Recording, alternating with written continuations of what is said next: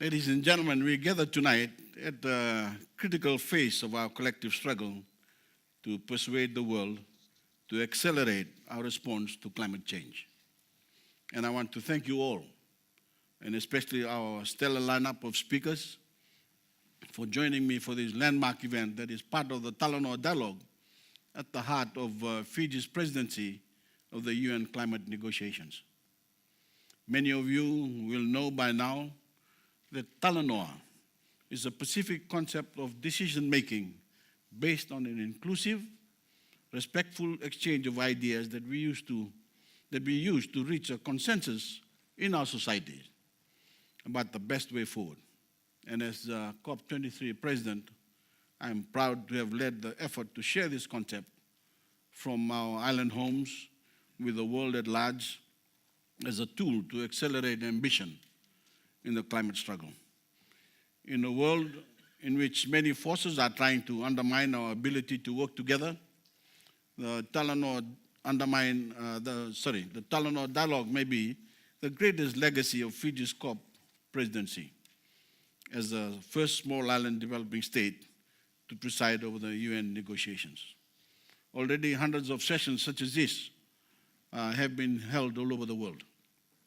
And the wonderful thing is that these are not merely talk fests, but genuine exchanges of ideas that are leading to more ambition and more action. Right from the start, as COP president, I've been convinced that governments alone cannot effectively confront the climate challenge without also marshalling the ingenuity, enterprise, and commitment of every global citizen. So we have helped forge a grand coalition for climate action encompassing cities, states, and regions, the private sector, civil society, and faith-based groups, and of course, billions of ordinary people around the world.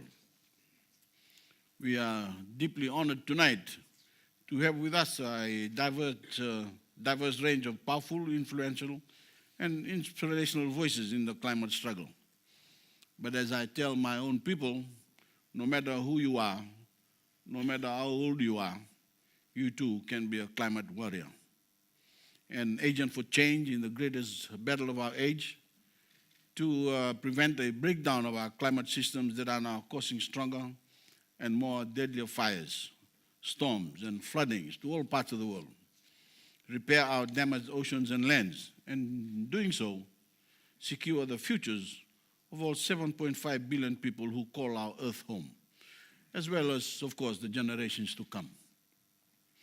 Talanoa sessions such as this are providing a sharper focus for what must be done, bringing together some of our best minds and those capable of inspiring action to motivate people of goodwill everywhere to embrace the urgency of what we need to do and the ideas that will get us there.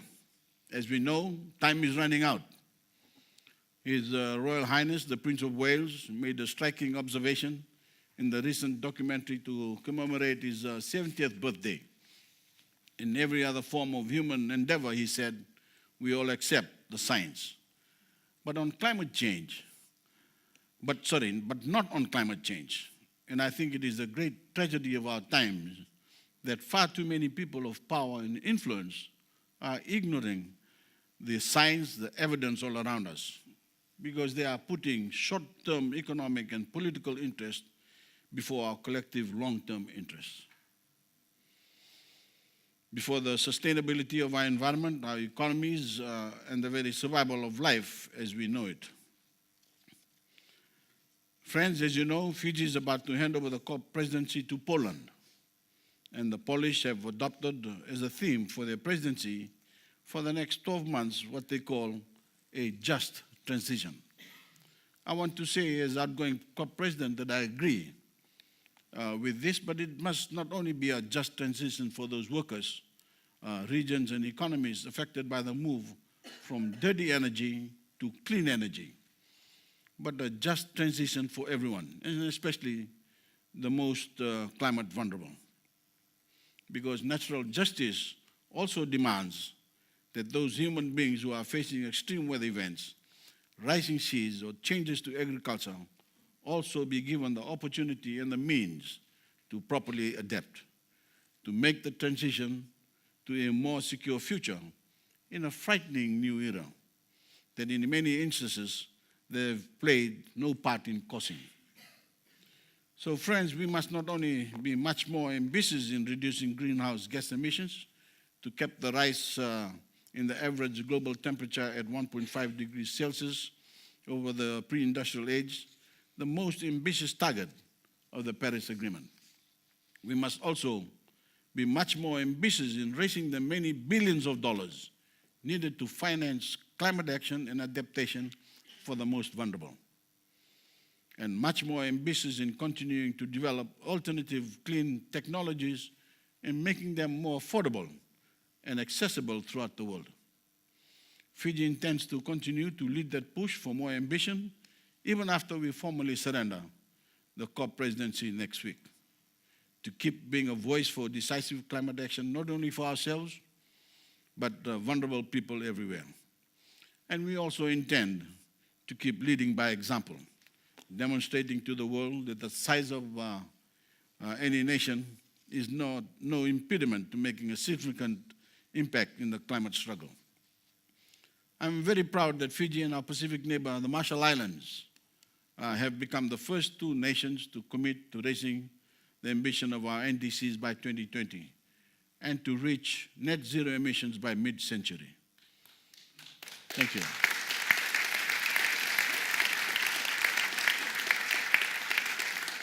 And we are appealing to all nations to do the same, a call to action from the Pacific on behalf of some of the most vulnerable people on earth.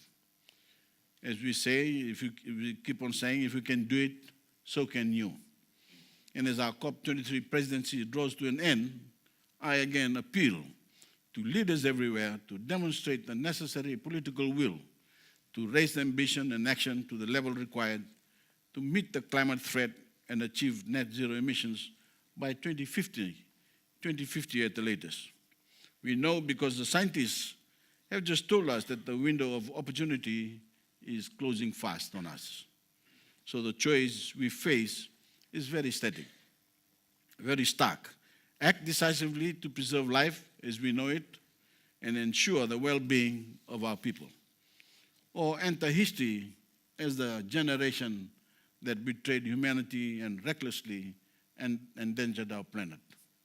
At the same time, as I keep stressing, other windows of opportunity are opening because however challenging the adjustment may be, the technologies and solutions exist to transform our economic prospects through a more sustainable use of the Earth's resources. And we can and must embrace these technologies and best practices, invest in them, and make them more widely available. Because if we have the courage to do so, we will be opening up new horizons of opportunity for ourselves, our children, and future generations, as well as preserving the only planet we call home. Friends, thank you for your own commitment to the climate struggle, and especially to our distinguished lineup tonight. I'm deeply grateful that you are standing shoulder to shoulder with the Fijian people and other climate vulnerable people throughout the world. And now let's Talanoa for ambition, Talanoa for change. Thank you and God bless you all.